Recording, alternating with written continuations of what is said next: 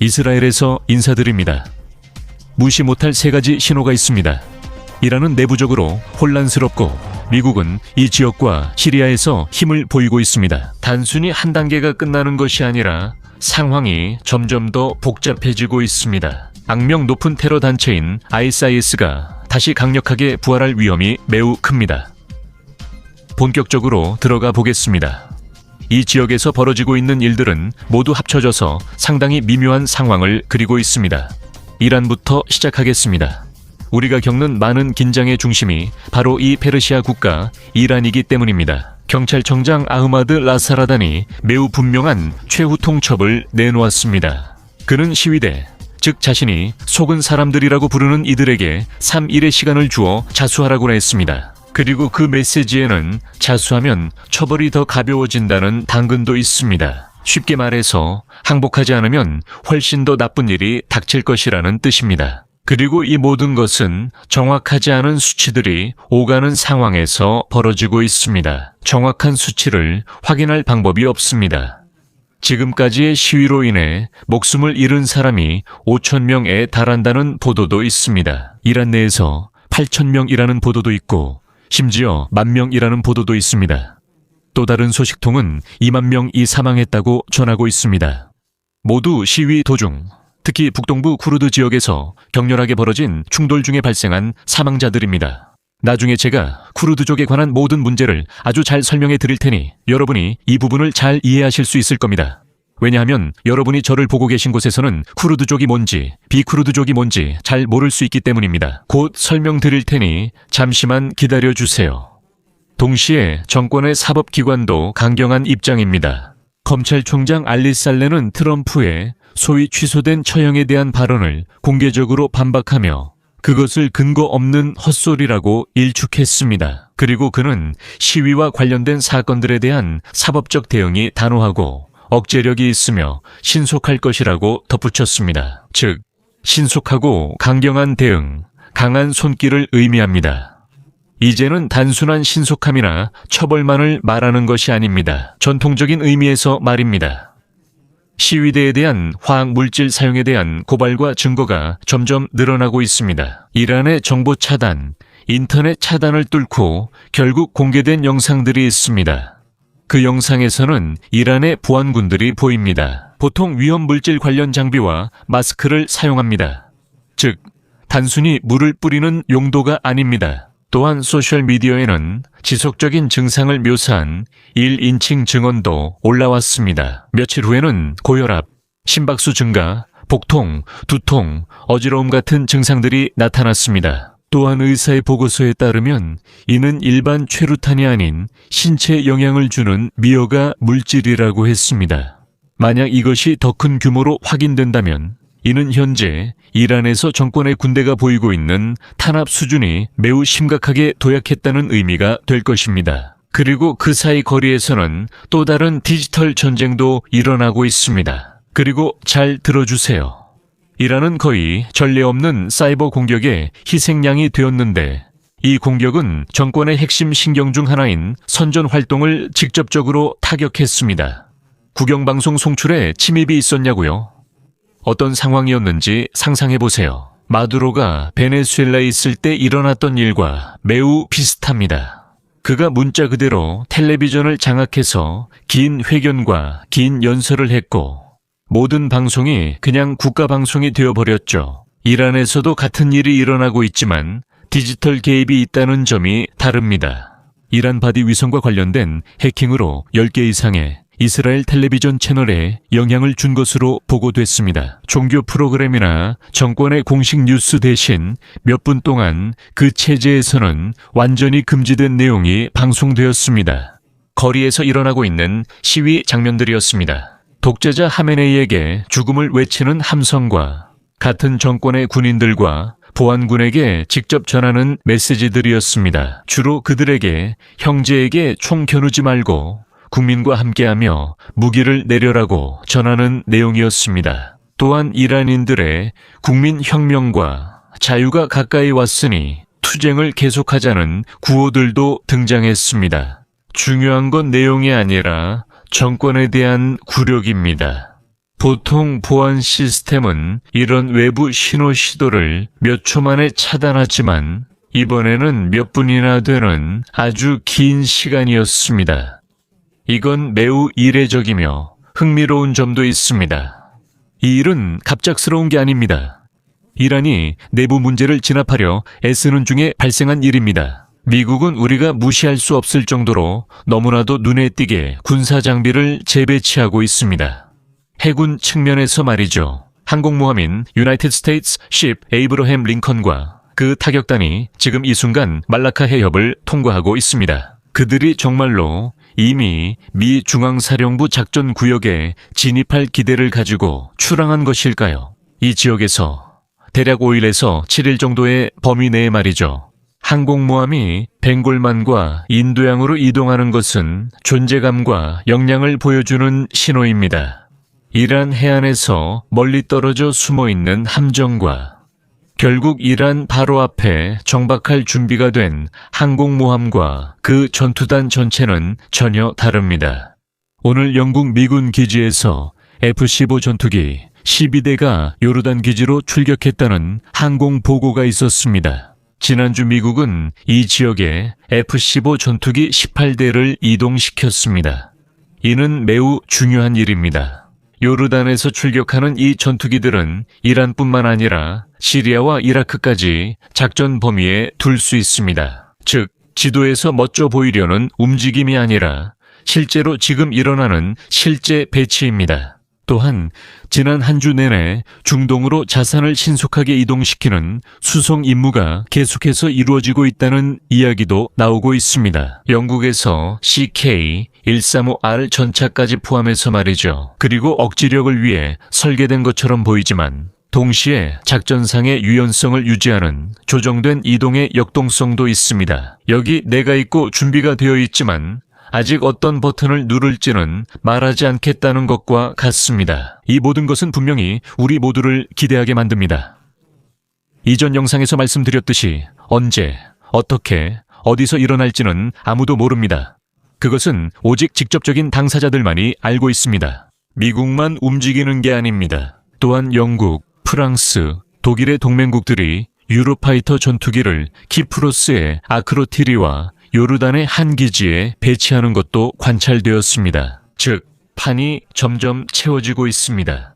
이제 모두가 하는 가장 큰 질문은 이것이 이란에 대한 공격으로 끝날 것인지 아니면 단순한 압박에 불과한지입니다. 말씀드렸듯이 우리는 모두 관객이고 저는 예언자를 판단하지 않겠습니다. 정보 기관 소식통을 통해 유출되어 미국 언론에 공유된 바에 따르면 미국과 이란 간의 협상은 전혀 잘 진행되고 있지 않은 것으로 보입니다. 외교는 물론 계속되고 있지만 그동안 아무도 입 밖에 내고 싶어 하지 않는 플랜 B가 준비되고 있습니다. 아니면 사실 플랜 A가 될 수도 있고 외교가 플랜 B일 수도 있습니다.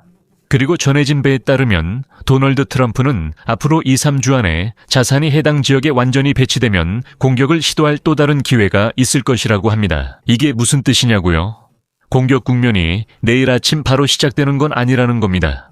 충동적으로 일어나진 않는다는 거죠. 그건 모든 것이 제자리에 갖춰진, 즉 항공모함, 방어체계, 물류, 전투기, 그리고 이란뿐만 아니라 해당 지역의 모든 대리 세력들의 보복에 대응할 수 있는 능력까지 준비된 상태에서 계산된 시점에 이루어질 것이라는 의미입니다. 그리고 주의하세요. 이와 관련해서 이스라엘에서는 미국이 앞으로 며칠 안에 공격하려는 조급함을 여전히 보이고 있다고 인식하고 있습니다. 그리고 미국의 군사력이 약 일주일 안에 최대치에 도달할 수 있다는 점도 있습니다. 또한 이란과 관련된 긴장 때문에 중앙사령부에 앞으로 한 달 동안 24시간 내내 주요 작전 지원을 준비하라는 명령이 내려졌다는 이야기도 나오고 있습니다. 그건 지속적인 작전처럼 들리네요. 그렇지 않습니까? 단순히 24시간만 하는 게 아니고요.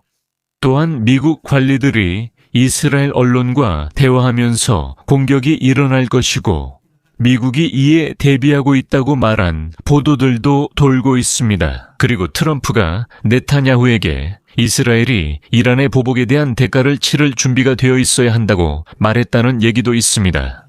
이제 이 이야기는 우리를 바로 이스라엘로 이끕니다. 왜 이런 상황에서 이스라엘이 단순한 관객이 아니라 원하든 원하지 않든 계산의 일부가 되는 걸까요? 오늘 네바틴 기지에 F-35의 전투기 3대가 착륙했습니다. 이제 이란을 지나 중국으로 가보겠습니다. 정말로 꽤 이상하면서도 동시에 의미심장한 소식을 하나 전해드리고 싶습니다. 이 소식은 국방부 장관과 관련이 있습니다. 이스라엘은 최근 엄청나게 유명해지고 있는 중국산 전기차, 특히 BYD 차량의 사용을 심각한 사이버 보안 우려로 인해 중단시켰습니다. 여기서 우리는 중국이 좋다 나쁘다를 말하는 게 아니라 센서, 카메라, 마이크, 통신 시스템, 그리고 실시간 데이터 수집, 오디오, 비디오, 위치 정보, 심지어 생체 정보까지 다루고 있는 겁니다. 그리고 이스라엘처럼 공무원, 군사기지, 회의, 이동 경로 등 모든 움직임이 민감한 정보가 될 수 있는 나라에서는 어떨까요? 자동차가 데이터 모바일 플랫폼으로 작동할 수 있다는 생각 자체가 여기서는 아무도 감수하고 싶지 않은 위험입니다. 아마 누군가에게는 이게 과장처럼 들릴 수도 있겠지만 곰곰이 생각해보면 그 사람은 사실 이 문제의 본질을 제대로 이해하지 못하는 겁니다. 오늘날 중국에서 막 들어오고 있는 최신 자동차들은 단순한 자동차가 아니라 바퀴 달린 컴퓨터입니다. 컴퓨터가 있는 곳엔 취약점이 있고 그 취약점엔 스파이 활동 가능성이 있습니다. 이 분야에서 이스라엘은 매우 전문적입니다. 좋습니다. 지금 이 순간을 이용해서 구독 버튼을 누를 시간을 드리겠습니다. 게다가 구독은 무료입니다. 그리고 새 영상을 올릴 때 알림을 받을 수 있도록 종 모양 아이콘도 한 번에 눌러주세요. 또한 멤버십에 가입하시면 그룹에 참여하실 수 있다는 점도 기억해 주세요. 유럽에서 아주 좋습니다. 이제 시리아로 가보겠습니다.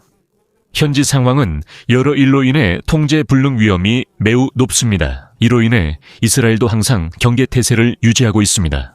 우리는 오랜 기간 동안 이 나라와 국경을 접하고 있기 때문입니다. 시리아는 실질적으로 다마스쿠스 중앙정부로 분열돼 있었습니다. 그리고 또 한편으로는 바로 터키와 접경하고 있는 북동부의 넓은 지역이 쿠르드족의 통제해 있었습니다. 주로 SDF라고 알려진 시리아 민주군을 통해서였는데 이들은 미국의 지원을 받고 있었습니다. 이들은 악명 높은 테러 단체 ISIS와 싸우고 있었습니다. 그 사실상의 자치권은 약 10년 동안 지속되었고 핵심적인 현실을 유지했습니다. 즉, 영토 통제, 자체 군대, 그리고 무엇보다도 많은 자원이 있는 전략적 지역들을 가지고 있었습니다. 지금 일어나는 일은 그 단계가 빠르게 끝나가는 것 같습니다. 하지만 계속 이야기하려면, 그리고 여러분이 이 모든 드라마를 이해할 수 있도록 쿠르드족이 누구인지 아주 쉽게 설명해 드리겠습니다.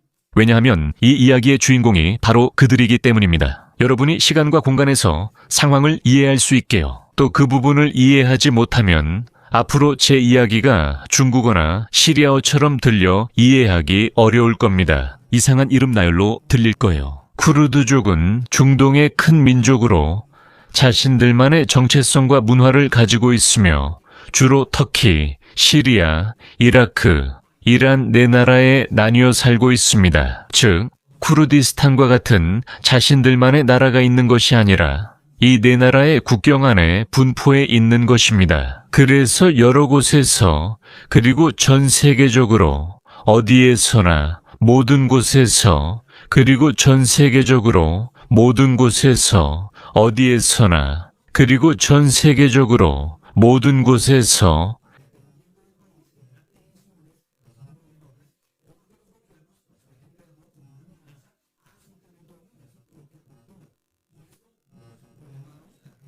그리고 리코에서도요.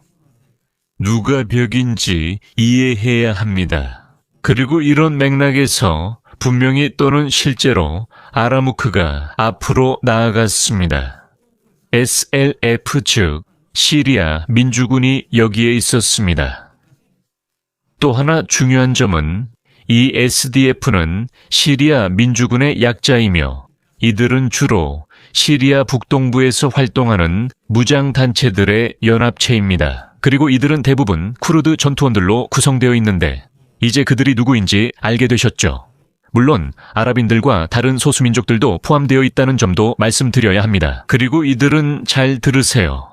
미국의 지원을 받아 당시 테러 단체인 ISIS와 싸우기 위해 등장했습니다. 즉 이들은 4개 국가 안에 존재하는 세력이고 무장도 매우 잘 되어 있어서 사실상 하나의 군대와 다름없지만 그 4나라의 정규군은 아닙니다. 그래서 지금 시리아에서 벌어지고 있는 일은 현 시리아 정부군, 즉 정부군이 움직이고 있다는 것입니다. 아래의 지도에 있는 국가의 군대가 나라 북동부에 매우 민감한 지점들을 장악하고 있습니다. 시리아 북동부는 수십 년 동안 쿠르드족이 살던 지역으로 한때 ISIS의 상징이었던 곳입니다. 이와 관련하여 시리아 국방부는 심지어 이 지역들에 대한 완전한 통제권을 선언하는 지도를 공개하기도 했습니다. 현장에서는 지금 겪고 있는 변화의 모습을 보여주는 장면들이 목격되고 있습니다. 시리아 정부군이 임시로 만든 장비를 이용해 유프라테스 강을 건너면서 더 큰 충돌에 대비하고 있습니다. 한편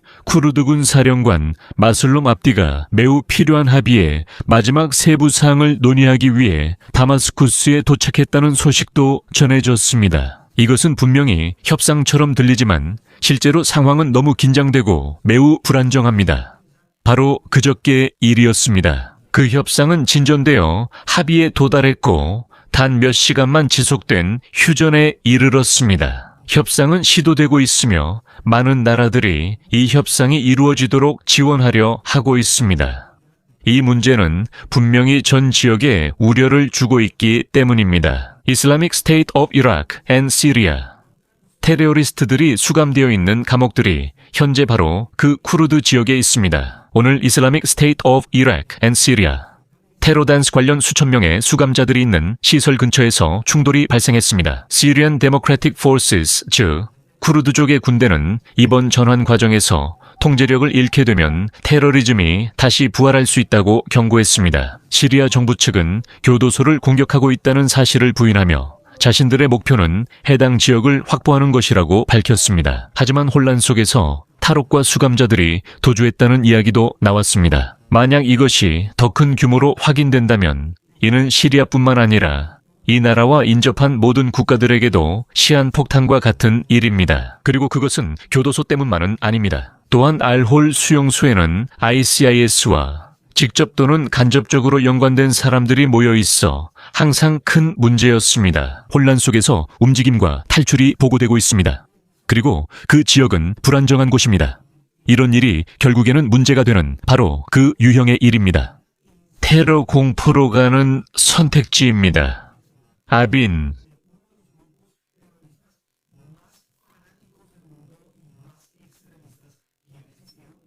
테러리즘이 극심하면 죽게 됩니다.